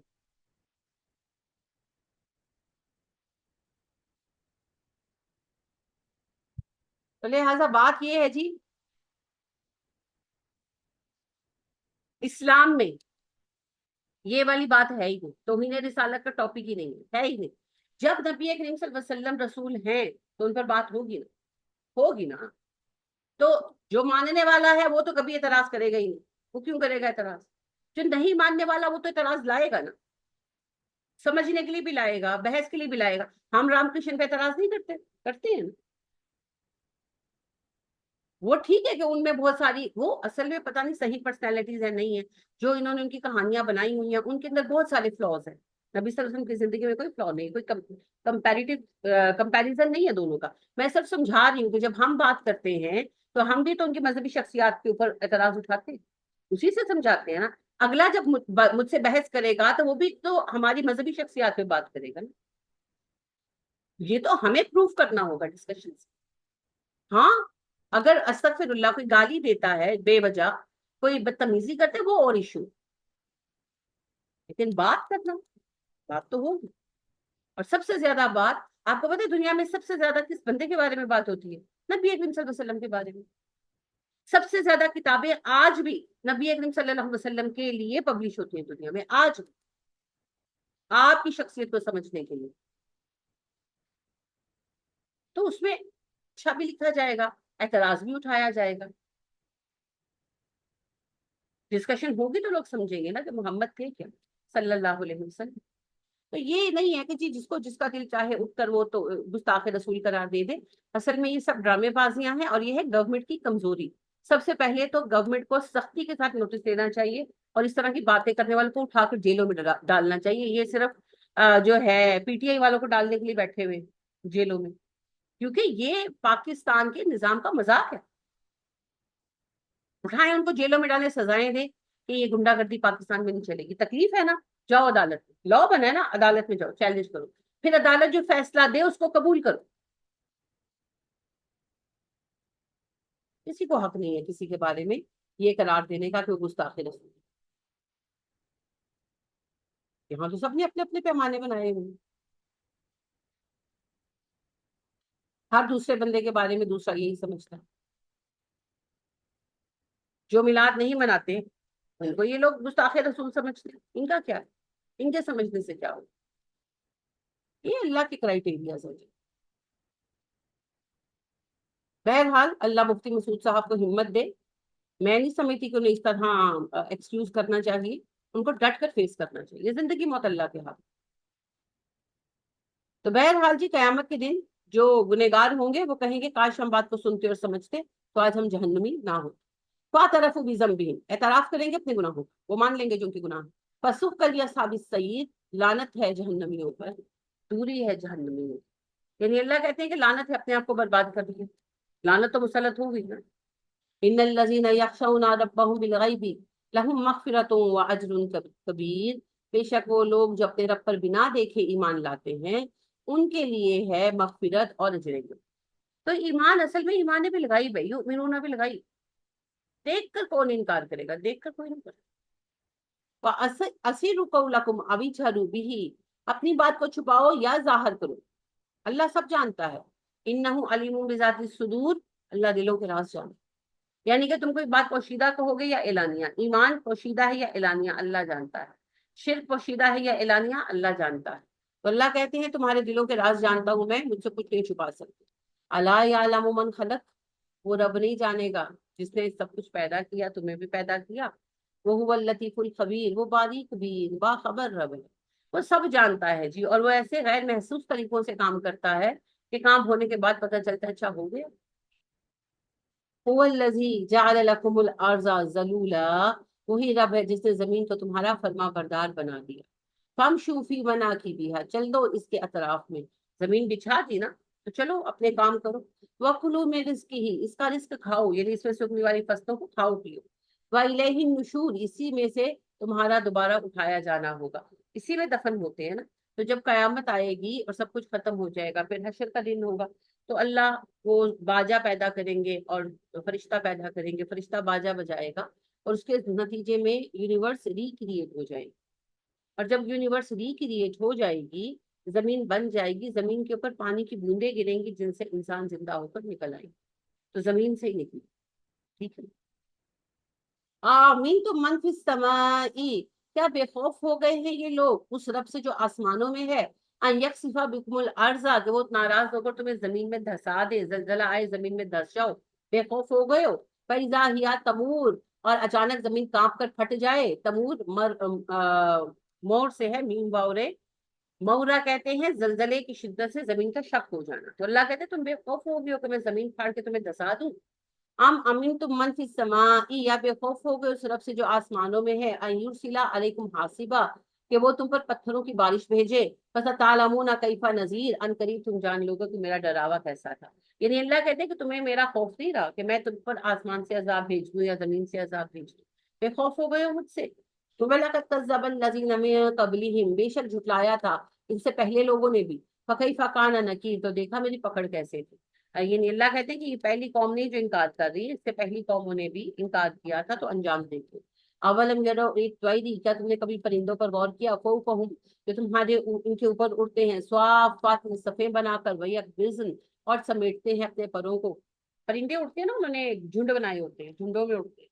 और आप देखें कि उनका बैलेंस है, वो पर फैलाते हैं और खोलते हैं। तो ये अल्लाह कह रहे हैं कि परिंदों पर गौर करो, कैसी अजीम तखलीक है मेरी। वयुमसिकुहुन्ना इल्ला रहमान, कोई नहीं इनको थामता सिवाय रहमान के। आपने हमिंग बर्ड्स देखे होंगे, छोटी छोटी चिड़िया होती है, इतनी छोटी छोटी। अच्छा, वो बैकवर्ड भी उड़ सकती है। और वो मैंने बाहर चिड़िया देखी है, अंगूर आते हैं ना जब हमारे, तो वो बहुत आती है, बड़ी खूबसूरत, उनके कलर्स डिफरेंट होती है, नीली, पर्पल, रेड, हर कलर की होती है, छोटी सी इतनी सी होती है, आम चिड़िया से छोटी होती है। तो उसकी चोंच लंबी होती है। तो वो पता है क्या, वो रुकती नहीं है, वो उड़ते उड़ते पर मारते मारते वहीं पर ना अपने आप को पॉज कर लेती है, पर मारी जाती है और लटक कर अंगूर का जूस पी के चली जाती है। वो नहीं बैठती। शान है उसकी, ऐसा बैलेंस सिखाया है। और हमिंग बर्ड बैकवर्ड भी उड़ जाती है, यानी कि वो जितना अच्छा फॉरवर्ड उड़ सकती है उतना ही बैकवर्ड भी उड़ सकती है। केड़ा रिमोट कंट्रोल है भाई ना, अल्लाह की शुक्र। और इतनी सी चिड़िया, इतनी सी जान। इन्नहु बिकुल्ली शैइन बसीर, बेशक वो हर चीज का देखने वाला है। अमन हाजल लजी, क्या भला कोई ऐसा है, हुआ जुंदुल्लकुम, लश्कर हो तुम्हारा, यांसुरकुम मिन दूनी रहमान, जो तुम्हारी मदद करे अल्लाह के सिवा। कोई और भी लश्कर हैं जो रहमान के सिवा तुम्हारी मदद को आएंगे। अल्लाह पूछ रहे हैं कोई है मददगार, कोई नहीं है, कोई नहीं है। ऐना दा गौसे आजम साहब आ जाएंगे या शायद दाता साहब आ जाएंगे, साडा कोई नहीं आना है ही नहीं। इनिल काफिरूना इल्ला फी गरूर, काफिर तो धोखे का शिकार, काफिर तो धोखे का शिकार। अब देखें, यहूद ने अपने आप को बिगाड़ा, ईसाइयों ने बिगाड़ा, हिंदुओं का तो वैसे ही काबिल रहम हाल है। सबसे काबिल रहम तो हमारे लोगों का हाल है ना। क्योंकि आप देखिए, मुसीबत में भी अल्लाह नहीं याद आता। जो शिया है वो या अली पुकारेंगे, जो मुसलमान है या उस वक्त पुकारेंगे। तो अल्लाह किसका है, अल्लाह फिर सिर्फ हमारा है, वहाबियों का। हाँ, जिनको वो वहाबी कहते हैं, मैं तो वहाबी नहीं, मैं पहले सुनना तो, लेकिन वैसे मजाकन कह रही हूँ वहाबियों का। अमन हाजल लजी यरजुकुकुम इन आमसका रिज़्का, वो कौन सी जात है जो तुम्हें रिस्क दे अगर अल्लाह तुम्हें रिस्क देना बंद कर। यानी अल्लाह ने पहले पूछा मुझे बताओ, अगर मैं तुम्हारी मदद ना करूं तो कौन मदद करे। अब दूसरा सवाल पूछे, अगर मैं रिस्क न दूं तो रिस्क कौन देगा? कोई नहीं दे सकता जी, दे ही कोई नहीं सकता, उसी ने देना है। किसी के पास कितना भी पैसा हो वो आपको नहीं दे सकता जब तक अल्लाह न चाहे। बल लज्जू फी अतुबिन व नुफूर, वो तो अड़े हुए हैं सरकशी में और नफरत में। यानी जो कुफार हैं वो सरकश हैं, मुतनफ्फिर हैं और अड़े हुए हैं जिद में। अफमन यमशी मुकिब्बन अला वजहिही, भला वो जो सर झुकाकर चलता है, आहदा ज्यादा हिदायत वाला है, अम्मन यमशी सबीयन, या वो जो सीधा चलता है, ये अला सिरात मुस्तकीम, सीधे रास्ते। अल्लाह कहते हैं एक वो जानवर है जो सर झुकाए, जानवरों को देखे ना, सर झुकाए घास खाते जा रहे होते हैं तो उन्हें कुछ दिखाई देता है? नहीं दिखाई देता है। लेकिन इंसान सीधा चलता है एक डिसेंट वे में, कुछ रास्ता नजर आता है, रास्ते की रुकावटें नजर आती है, परेशानियां नजर आती हैं, इधर उधर की चीजें नजर आती हैं। तो अल्लाह कहते हैं कि एक तो जानवर है तो चले जा रहे हैं सर झुकाए घास खाते, गाड़ी टक्कर मार के चली जाए तो चली जाए। दूसरा इंसान है सर उठाकर चीजों को देखता हुआ चल रहा है, दोनों बराबर हो सकते हैं? नहीं हो सकते। तो बिल्कुल उसी तरह एक बंदा आंखें बंद करके अजदाद के रास्ते की पैरवी कर रहा है और दूसरा बंदा सिराते मुस्तकीम पर चल रहा है जो कुरान ने उसके लिए आइडेंटिफाई किया है, दोनों बराबर नहीं हो सकते। कुल हुवल्लज़ी अंशअकुम, कहिए वही रब है जिसने तुम्हें पैदा किया, वजअल लकुमुस समअ वल अब्सार वल अफइदा, बनाई तुम्हारे लिए समातें बसारतें और दिल, कलीलम मा तशकुरून, तुम कितना कम शुक्र करते हो। ये सारी सलाहियतें अल्लाह ने दी है ना, सारी सलाहियतें दी हैं और तुम इन सारी सलाहियतों को इस्तेमाल नहीं करते हिदायत के लिए। कुल हुवल्लज़ी ज़रअकुम फिल अर्ज़, इनसे कहिए कि वही रब है जिसने तुम्हें जमीन में फैला दिया, व इलैहि तुहशरून, तुम उसी की तरफ समेटे भी जाओगे। वयकूलूना मता हाज़ल वाद इन कुंतुम स्वादिकीन, वो कहते हैं कयामत का वादा कब पूरा होगा, सच्चे हो तो बता दो कयामत कब आएगी। कुल इन्नमल इल्मु इंदल्लाह, कहिए इसका इल्म तो बस अल्लाह को है। इसका कयामत कब आएगी इसका। वइन्नमा अना नज़ीरुम मुबीन, मैं तो बहस वजाहत से आगाह कर देने वाली। मेरा काम है बता देना कि कयामत आएगी, कयामत कब आएगी आई डोंट नो। फलम्मा रअहू ज़ुल्फ़तन सीअत वुजूहुल लज़ीना कफ़रू, हाँ ये मैं तुम्हें बता सकता हूँ कि जब वो कयामत को देखेंगे अपने करीब तो काफिरों के चेहरे बिगड़ जाएंगे।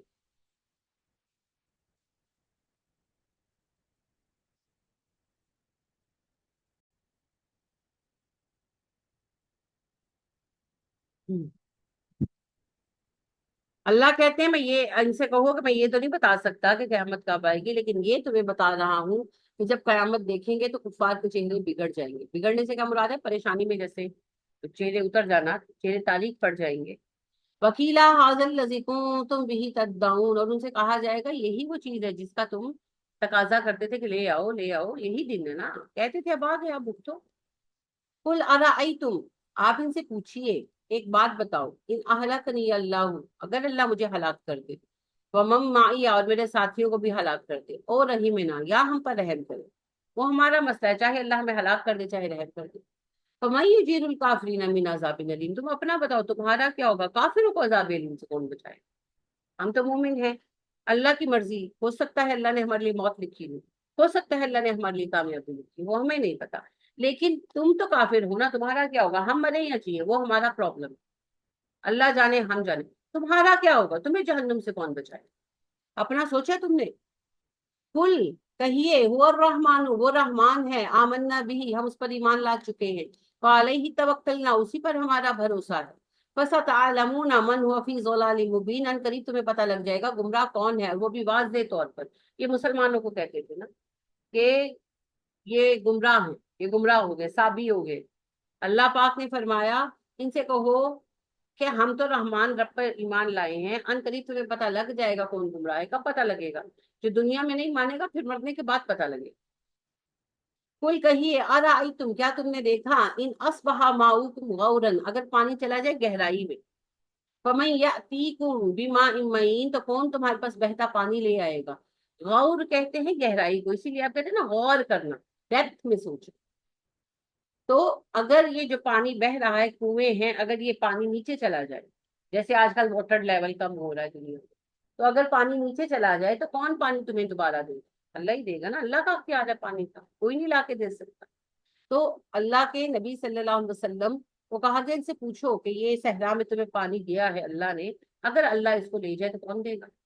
कोई नहीं दे सकता। जब खाना कोई नहीं दे सकता, पानी कोई नहीं दे सकता, मदद कोई नहीं दे सकता, पुकारते क्यों हो? क्यों पुकारते? और ये वो बात है, वही फिर मैं रिपीट कर रही हूँ कि काफिरों को तो छोड़े, हमारे मुसलमानों की अक्सरियत वही जहालत करती है, और सबब जिद है और कुछ भी नहीं, सिर्फ जिद।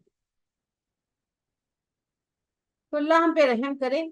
बाकी जी ये जो है ना तौहीन रिसालत वाला मामला, ये मैं पहले भी कहती रही हूँ, जाहिर है मेरी जहाँ तक आवाज पहुंचते वहीं तक बात जाती है, और मेरा जिम्मा भी उतना ही। हाँ, इब्राहिम से भी अल्लाह पाक ने कहा था कि आपका काम आवाज लगाना है, कहाँ कहाँ पहुंचनी है वो मैं खुद ही देख लूंगी। तो बात ये है भाई, मैं पहले भी कहती हूँ, बहुत दफा कह चुकी हूँ और अभी भी कह रही हूँ, ये टूल है। अगर इसकी रोकथाम ना की गई, अगर इन लोगों को कैंडे में ना किया गया, तो ये बहुत बड़ा मजहबी फसाद बनेगा, और मारे जाने वाले लोग जो होंगे ना, ये वही लोग होंगे जिन्हें आप अहले हदीस के, मैं मजाक नहीं कर रही, ये बहुत बड़ा फसाद होगा। तो इसकी रोकथाम का तरीका यही है कि अदालतें एक्टिवली इन चीजों का नोटिस, आपकी इंतजामिया एक्टिवली इन बातों का नोटिस दे, इस तरह के बयानात देने वालों को। ये जो फायर वॉल बनाई है, जिसको वो उस्मा साहिबा फाइबर वॉल, फाइबर वॉल कहती फिरती है, तो ये सिर्फ लोगों की सियासी बातें सुनने के लिए बनाई है। हर चीज का इनके पास है ना हिसाब किताब। जो ऐसी लाकानूनी बातें करता है, पाबंदी लगाएं उस पर, उसके चैनल बंद कर दे, उसके व्हाट्सएप बंद कर दे, सब कुछ बंद करे, उसका उसका राब्ता खत्म करे, उठाएं जरा, डालें उनको जेलों में, पता लगे ना। यहाँ पर असल में सबको पता है, असल में इनके हौसले गए हैं भाड़। वो मर्दान वाला केस हुआ, फिर वो एक और बच्चे का केस हुआ, फिर ये श्रीलंकन का केस हुआ, इन्होंने किसी को सजा नहीं दी, किसी को। और ये रिसेंट भी, ये अभी गर्मियों में, वो जो एबटाबाद में बंदा मार दिया इन्होंने, कि उसने कुरान जलाया, हालांकि वहां पे कुरान था ही नहीं सही से।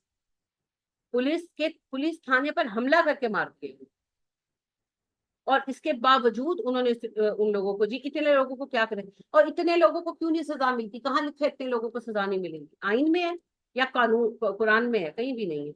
जो आपके सीसीटीवी फुटेज लगा हुआ है, और सीसीटीवी फुटेज मिला, सीसीटीवी फुटेज में जो मेन मेन लोग हैं जो मारपीट रहे हैं, उन पकड़, सबको पकड़े, सबको पकड़े, डालें सबको अंदर, सबके दिमाग रोशन होंगे। मगर यही जब श्रीलंकन बंदा बेचारा भी मारा गया है, बड़ा गम है उस बेचारे का मुझे, और मुझे ये भी बड़ा है फिक्र, यानी अंदाजा, कि किस कदर बदनामी पाकिस्तान की हुई है। सोच है आप, उस बेचारे को मार दिया, जला दिया। तो जो वहां मौजूद थे, उसकी भी सारी फैक्ट्री थी, तो वीडियो फुटेज वगैरह है ना, उस फुटेज में जितने लोग नजर आ रहे हैं ये एक्टिविटी करते, सारे तो नहीं, हजार लोग खड़े थे, क्या हजार मार रहे थे? जाहिर है 8-10 लोग ही होंगे, पकड़े 8-10 को, डालें जेल के अंदर, लाइफ इम्प्रिजनमेंट दे उनको, ऐसी की तैसी। बल्कि मैं तो कहती हूँ ये हराबा है, ये हराबा के जुमरे में आता है, कानून हाथ में लेना, टेररिज्म करना। उन सबको वो सजाएं दे जो हराबा की सजाएं, काटे इनका जरा एक एक हाथ, सबके दिमाग रोशन हो जाए, दोबारा 1000 बार सोचेंगे। तकलीफ है आपको, मुफ्ती मसूद साहब से अदालत में जाओ, केस करो, अदालत का फैसला कबूल। अगर अदालत में इतनी ज्यादा तुम्हें तकलीफ है ना, तो अदालतों का निजाम बेहतर करो।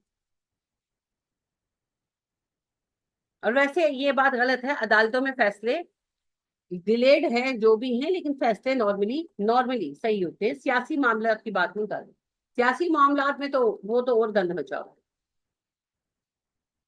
तो ये बहुत बड़ा फितना है, ये इतना बड़ा फितना बनेगा ना, अस्तगफिरुल्लाह अस्तगफिरुल्लाह। ये देखते देखते जिस तरह पनिप रहा है ना, मुझे उस दिन से डर लगता है। जैसे एक टाइम में शिया सुन्नी फसादात होते थे ना, कत्लो गारत गरी होती थी, वो कत्लो गारत गरी पीछे रह जाएगी जो ये खून बहाएंगे, क्योंकि बज़ो में खुद वो गुस्ताखाने रसूल को कत्ल करे। तो इस फितने से बचना है, तो इस पर आवाज उठे।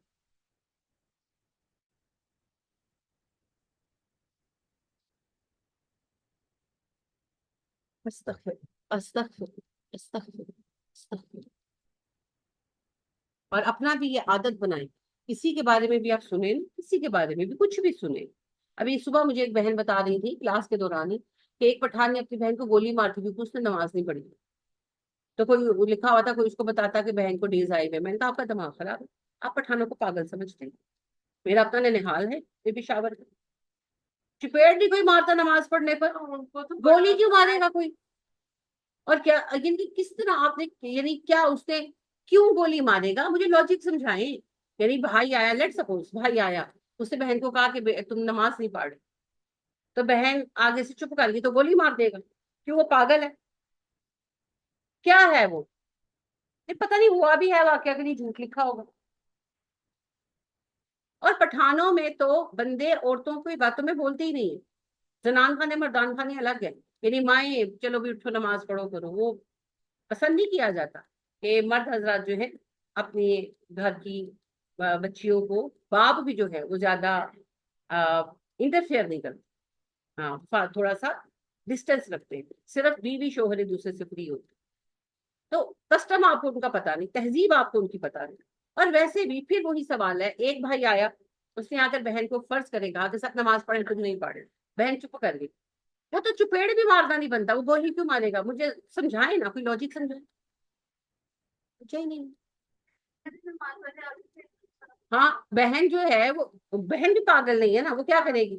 ہاں بس میں وضو کے لیے جا رہی ہوں، اس نے نہیں بتانا بھائی کو کہ میرے ڈیز آئے گا، کیا کرے گی؟ ہاں میں وضو کے لیے جا رہی ہوں، اٹھ کے ادھر ادھر گھس جائے گی کسی کونے میں. اس سے زیادہ کیا ہونا ہے؟ گولی مار دو. پتا. اور جیسے انہوں نے کہا دو اس پہ پاسبلٹیز ہے، یا تو اللہ رحم فرمائے کسی وجہ سے کسی بھائی نے بہن کو قتل کیا، اللہ نہ کرے. اور سب سے زیادہ امکان یہ کچھ بھی نہیں ہوا، بس ایمی جھوٹی خبر ڈال دی. صرف جو ہے نا لوگ پڑھیں گے اور لوگ لائکس دیں گے. تو اس طرح مت نہیں کرنا.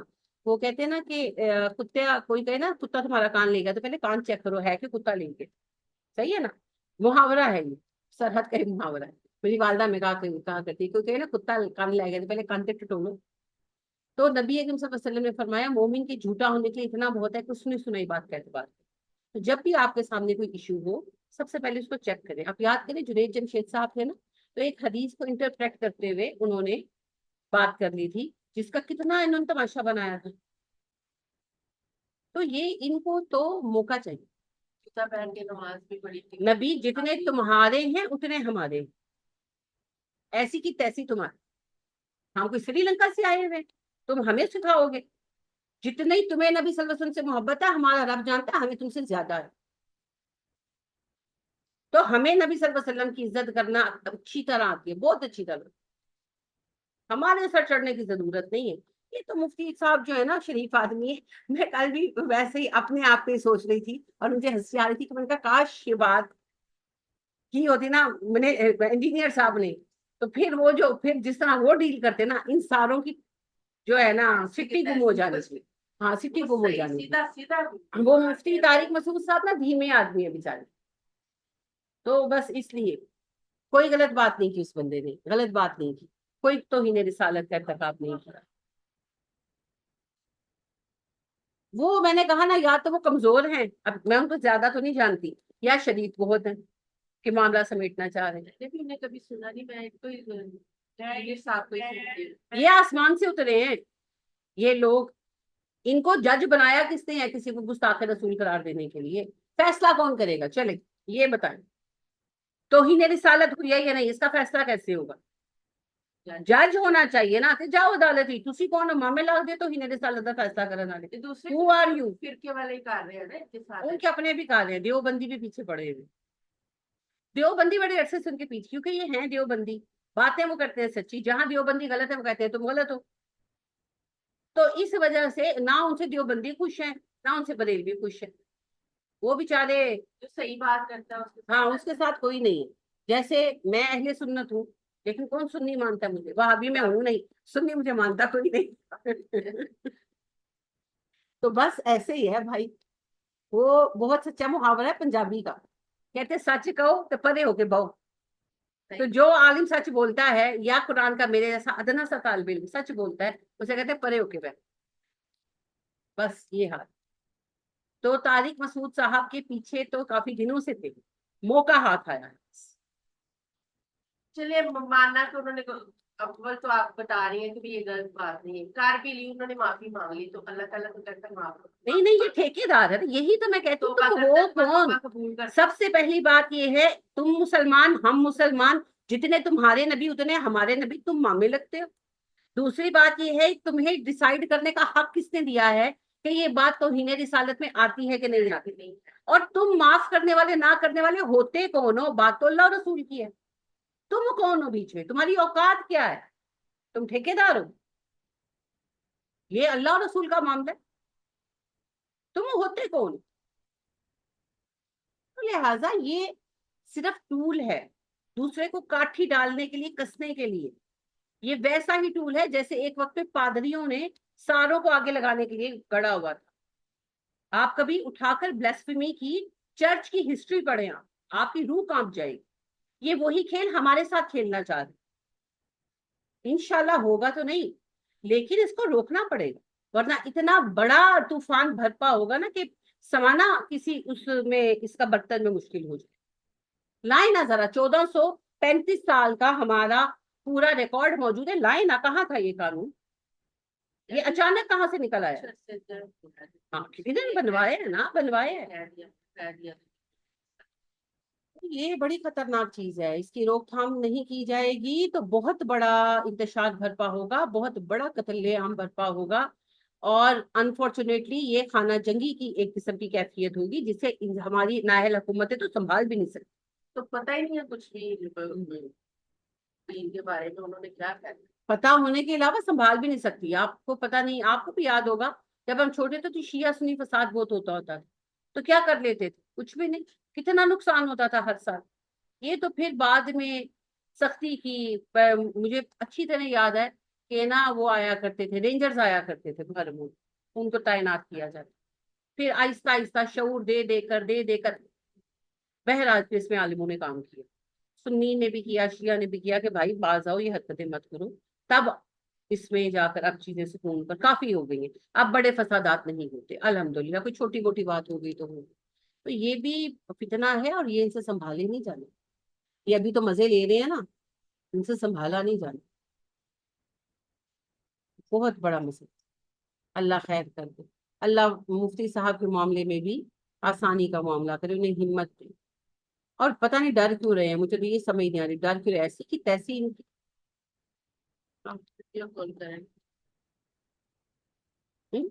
بات کرنا اس سے کیوں ڈال کے میرے ہاں. خیال اتنا انہوں نے کہا ہے کب سے آپ دیکھیں محمد علی انجینئر کے پیچھے پڑے ہوئے، مار سکتے ہیں اسے. اس کی زندگی ہے. مجھے تو پتہ ہی نہیں کس دن کا واقعہ ہو گیا. میں تو میرا نیٹ پر آپ کو ہوا تھا تو نہیں ایسے ہی پریشان ہو رہے ہیں. ویسے اگر میری کمیونیکیشن ہو تو میں ضرور کہوں کہ سر آپ ایویں پریشان ہو رہے ہیں. کیوں پریشان ہو رہے ہیں؟ آپ کی بات غلط نہیں ہے، آپ کا موقف غلط نہیں ہے، تو ان لوگوں سے ڈر رہے ہیں. زندگی موت ان کے ہاتھ میں ہے. کس بات کا ڈر ہے؟ بہت ظالم. اور یہ تو چند بڑے بڑے کیس ہیں نا، چھوٹے چھوٹے بہت معاملات یہ ہوئے ہیں. پیچھے سلامت پورہ میں میری اسٹوڈنٹ تھی، زینب نام تھا. عمر میں وہ بڑی تھی ماشاءاللہ، کافی بڑی تھی، لیکن انہوں نے قرآن ترجمے سے مجھ سے پڑھا. پڑھی لکھی نہیں تھی، 5ویں پاس. تو انہوں نے بڑی محنت سے ترجمہ یاد کیا، بہت اچھا ترجمہ یاد کیا. ایک لفظ ادھر ادھر نہیں کرتی تھی. تو صرف ترجمہ پڑھاتی تھی، تفسیر نہیں پڑھاتی تھی، ترجمہ پڑھاتی تھی. کوئی بات اگر کسی کو چھوٹی موٹی واضح کی تو پنجابی میں کرتی. تو سلامت پورہ کا آپ کو پتہ نہیں آئیڈیا ہے کہ نہیں، وہ نا سارا فیکٹری ایریا بہت جاہل لوگ ہیں. تو وہاں انہوں نے ترجمہ پڑھانا شروع کیا. تو پہلے تو ان کو 1-2 دفعہ وربل دھمکیاں دی گئی کہ آپ بند کرتے. وہ پڑھاتی نہیں، گھر میں خواتین آتی تھی پڑھاتی. جا کر 95C کے تحت ان پر مقدمہ کرتی. یہ تو ہی رسالت کرتی ہیں یہ. اب وہ بیچارے، بیٹا ان کا باہر ہوتا ہے، بیٹی پاکستان میں ہی ہوتی ہے، پتہ نہیں کراچی میں کہ اسلام آباد میں کہیں. ایک ہی بیٹا ہے، وہ ملک سے باہر ہے فیملی کے ساتھ. یہاں بڈھے میاں بیوی بیچارے. تو وہ جناب تھانے بلایا گیا. خیر تھانے دار نے تنگ نہیں کیا. اگر اس کی نیت صحیح تھی تو اللہ جزا دیں گے. کہ اس نے کہا کہ دیکھیں، بار بار بلاتے تھے تو انہوں نے کہا کہ دیکھو ہم تو سادے سے لوگ ہیں، میری بیوی سادہ قرآن پڑھاتی، کوئی ایسی بات نہیں. تو اس نے ان کو کہا کہ دیکھیں بات یہ ہے کہ یہ لوگ بنے ہوئے ہیں آپ کے دشمن. اگر آپ یہاں رہیں گے یا آپ کو تنگ کرتے رہیں گے، ہم آپ کو نہ پراپر سیکورٹی دے سکتے ہیں، نہ ہم ان کو روک سکتے. تو میرا اگر آپ مشورہ مانیں، میں آپ کو بالکل سیریس مشورہ دے رہا ہوں، میرے اماں ابا کی عمر کے ہیں آپ یہاں سے چلے جائیں. یہ آپ کی جان نہیں چھوڑے. تو ہم ان کو کیسے سمجھائیں؟ آپ FIR کٹ گئی ہے، اب یہ روز تماشا ہوتا ہے. پھر وہ بیچارے چلے گئے. پھر گھر بھی ان کا اونے پونے بکا. پتا نہیں انہوں نے گھر لینے کے لیے یہ سارا ڈرامہ کیا. یہ سب تو اللہ جانتا ہے، میں زیادہ ڈیٹیل نہیں جانتی. ان کا بڑا گھر تھا اور پرانا اور اچھا بنا ہوا گھر تھا، مگر اونے پونے بیچنا پڑا. پھر وہ چلے گئے یہاں سے، واپڈا ٹاؤن چلے گئے. لیکن دیکھیں کتنا ظلم ہے، کتنا ظلم.